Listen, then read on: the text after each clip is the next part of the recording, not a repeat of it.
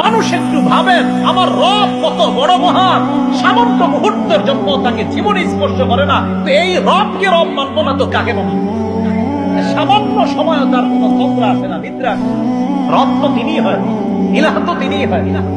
লা তাখুযুহু সিনা, তাকে তন্দ্রা স্পর্শ করে না, ওয়ালা নাওম, নিদ্রা স্পর্শ করে না।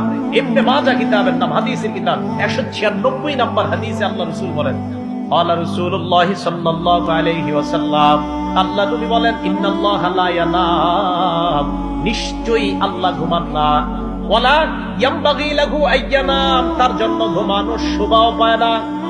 নবীজি বলেন আল্লাহ ঘুমান না, আল্লাহর জন্য ঘুমানোর শোভা পায় না।